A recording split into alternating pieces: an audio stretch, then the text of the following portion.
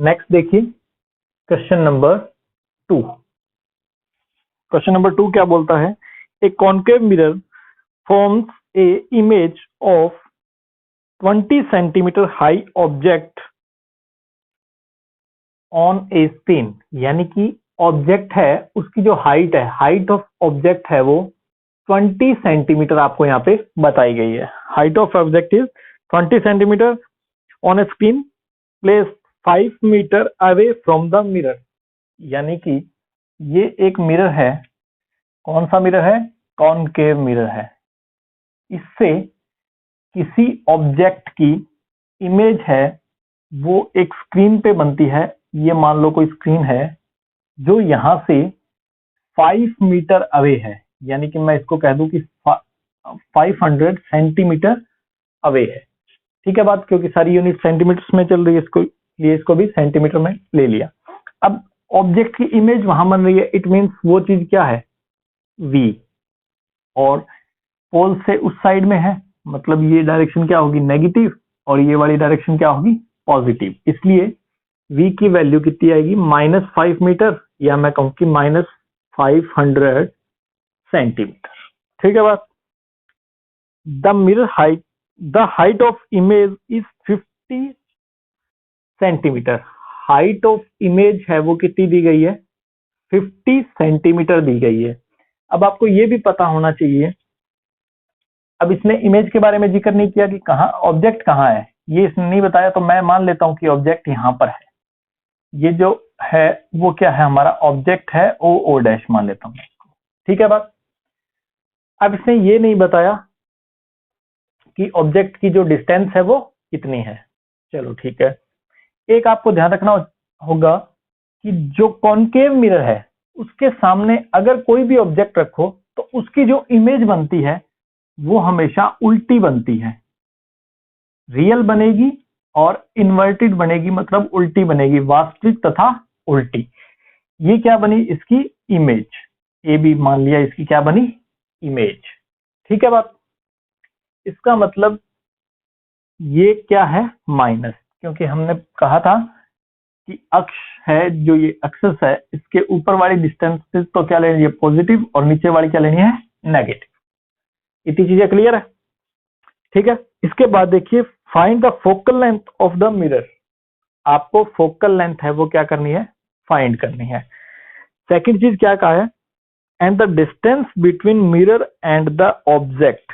Object और mirror, mirror और object के बीच की डिस्टेंस क्या चीज होती है? ये u। ये दो चीजें आपको क्या करनी है? फाइंड करनी है। अब देखिए, अगर मैं मिरर फॉर्मूला लगाऊं तो उसके लिए F, V और U, इन तीनों में से दो चीज मुझे पता हो तो मैं तीसरी निकाल सकता हूं। ठीक है। लेकिन यहां पर दो चीजें पता नहीं है, तो एक से दो निकलनी तो पॉसिबल नहीं है, इसलिए मिरर फॉर्मूला यहां पे काम नहीं करेगा। एक हिंट मुझे और दिया गया है। क्या? मैग्निफिकेशन का दिया गया है कि पहले इमेज इतनी थी, अब इमेज इतनी हो गई। तो अगर आपको याद हो तो मैग्निफिकेशन क्या होता है मिरर के लिए? -V/U is equal to height of image upon में हाइट ऑफ ऑब्जेक्ट। ठीक है बात। तो यहां से देखिए, -V की वैल्यू कितनी है?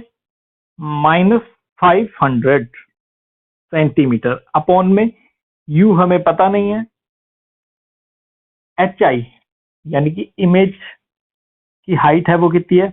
-50, और ऑब्जेक्ट की हाइट कितनी है? 20। तो ये माइनस और माइनस मिलके तो क्या हो गया? प्लस।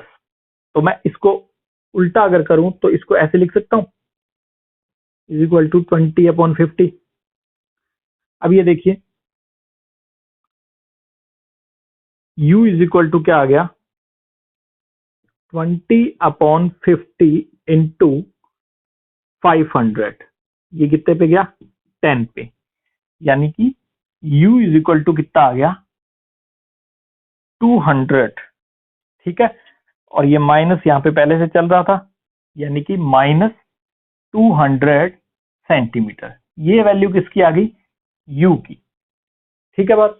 तो हमारे इस क्वेश्चन का आंसर तो आ गया कि ऑब्जेक्ट है वो मिरर से कितना दूर है 200 और माइनस का क्या मतलब है कि इस डायरेक्शन में है। ठीक, अब सेकंड चीज हमारे पास रही फोकल लेंथ।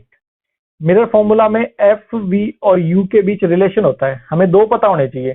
तो हमें वी पता है ऑलरेडी और यू का मान हमने ज्ञात कर लिया है, तो बचा क्या एफ, तो इससे हम निकाल सकते हैं। तो by mirror formula, by mirror formula क्या कहता है mirror formula, 1/f is equal to 1/v plus 1/u।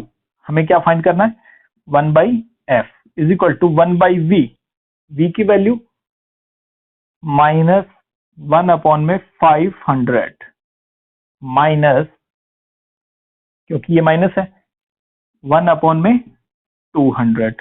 LCM लिया तो कितना आएगा 1000, ये कितना गया 2 टाइम्स माइनस ये 5 टाइम्स, तो f इज इक्वल टू कितना आ गया -1000/7। ये क्या आ गई हमारी फोकल लेंथ। ठीक है, बस आगे सॉल्व करें तो ये क्या बनेगा 1.42.8 सेंटीमीटर। ठीक है, तो अगर मीटर में इसको कन्वर्ट करना चाहें तो ये कितना बनेगा 2 मीटर, और इसको कन्वर्ट करें तो ये 1.428 मीटर, या इसको मैं लिख सकता हूं 1.43 मीटर माइनस 1.43 मीटर। ये हमारी क्या आ गई फोकल लेंथ। ठीक, तो नोट कीजिए इसको आप।